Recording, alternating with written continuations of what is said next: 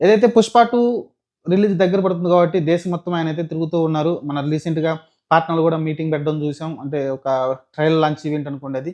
ఇక్కడ చెన్నైకి గూడా వచ్చి నిన్న ఒక మీటింగ్ పెట్టారు. కానీ ఇక్కడ దేవిశ్రీ అయితే ఒక కాంట్రోవర్షియల్ విషయం అయితే మాట్లాడాడు.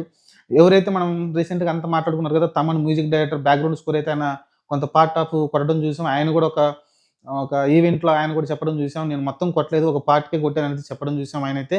మరి 'దేవిశ్రీ ప్రసాద్‌ని' కాదని వీళ్ళు ఎందుకు ఇచ్చారనేది అప్పుడు చాలా దుమారం రేగింది.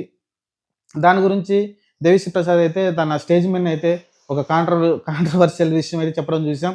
మరి అక్కడ చెప్పడం కరెక్టా రాంగా అనేది పక్కన పెడితే నేను టయానికే బ్యాక్‌గ్రౌండ్ స్కోర్ గాని, అన్ని మ్యూజిక్ గాని ఇచ్చేసానని చెప్పాడు ఆల్బము. కానీ నన్ను కావాలని ఇలా కొంచెం నెగెటివ్‌గా చేస్తున్నారని అయితే సోషల్ మీడియాలో ఆయనైతే కొంచెం చెప్పడం చూసాం. అలానే నిర్మాతలు కూడా నన్ను బాగానే చూసుకున్నారు. కానీ నిర్మాతలే నన్ను ఎక్కువ ప్రెషర్ పెట్టారని చెప్పడం చూసాం. ఇంగ ఓవరాల్‌గా ఏదైనా సరేప్పటికి నాకు తెలిసి ఆయన ఎక్కువ వర్షన్‌లు అడిగి